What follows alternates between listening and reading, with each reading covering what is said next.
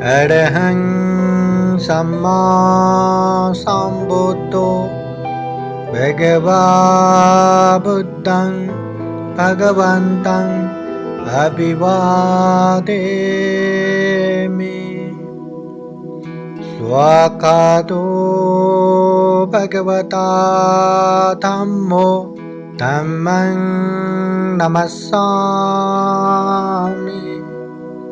सुपतिपन्नो भगवतो सावकसङ्घो संघं नमामि।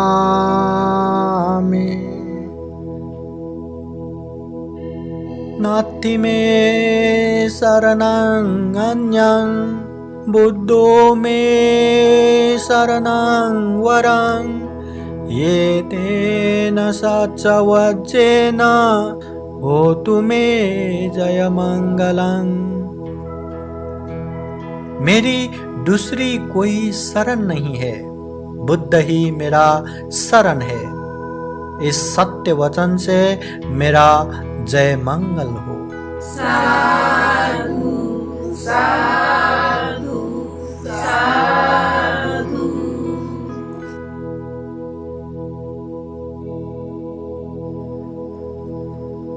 बोधिसत्व का जन्म। लुम्बिनी बगीचे में महारानी बहुत समय तक घूमती रही। बाद में उनके शरीर में अचानक से कुछ परिवर्तन होने लगा। उन्होंने नजदीक की साल वृक्ष के शाखा को कस के पकड़ी। उनके साथ आए परिचारिकाओं ने अवस्था को समझकर वहीं प्रसूति का व्यवस्था किया। वहीं महारानी ने 32 लक्षण से युक्त 80 अनुव्यंजन से पूर्ण बालक बोधिसत्व को जन्म दी। कहते हैं जन्म होते ही बालक बोधिसत्व ने 10 दिशाओं में देखा और अपने समान कोई न देखा। फिर उन्होंने पूरब के तरफ 60 कदम आगे बढ़ाया। उसके बाद एक उंगली उठा के उन्होंने सिंहनाद किया। अग्गो हमस्मि लोकस्य, अर्थात मैं लोक में अग्र हूं। जेठो हमस्मि लोकस्य, अर्थात मैं लोक में ज्येष्ठ हूं। श्रेष्ठो हमस्मि लोकस्य, अर्थात मैं लोक में श्रेष्ठ हूं। अयमंतिमा जाति नत्ति दाने पुनः भवति, अर्थात ये मेरा अंतिम जन्म है। अब मेरा फिर से दूसरा जन्म नहीं है। वैशाख पूर्णिमा के पावन दिन में बोधिसत्व का जन्म हुआ और उसी दिन ये भी जन्म हुए। एक यशोधरा देवी, 2 छंदक सारथी, 3 कालुदाई मंत्री, 4 आनंद भिक्षु, 5 मंगल हाथी, 6 कंठक घोड़ा, 7 बोधि वृक्ष और 8 खजानों से भरे 4 गधा। साधु साधु साधु।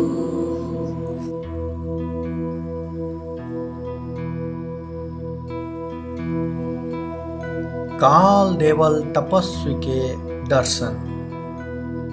उन दिनों अष्ट समापति ध्यान से पूर्ण तथा अगला और पिछला 40 कल्प तक जानने की क्षमता रखने वाले एक प्रतापी तपस्वी थे।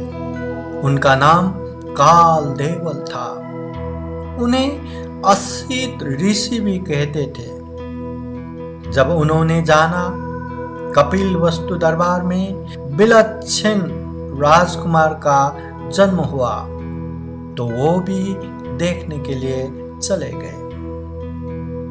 इतने महान और बड़े तपस्वी अपने दरबार में आए देखकर राजा शुद्धोधन भी बहुत खुश हुआ।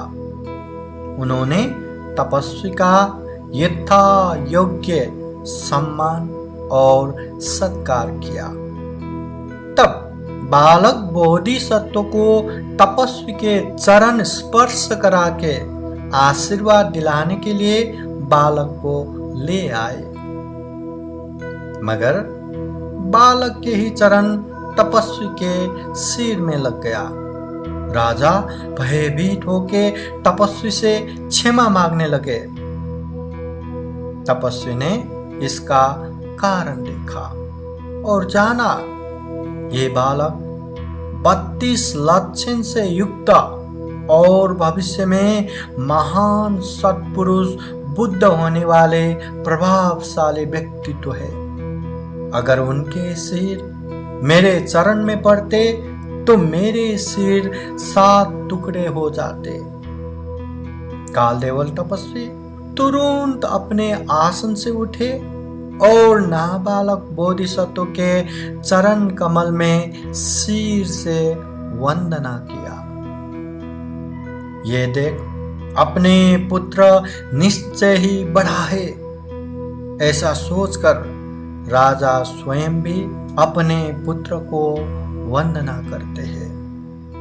ये राजा शुद्धोधन का पहला पुत्र वंदना था।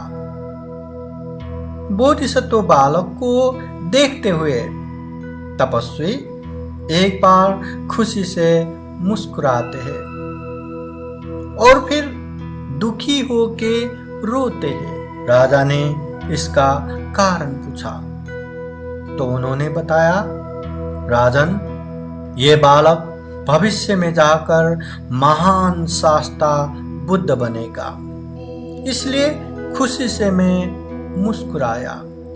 मगर ये बालक बुद्ध होते समय मैं जिंदा नहीं रहूंगा, इसलिए मैं दुख से रो पड़ा।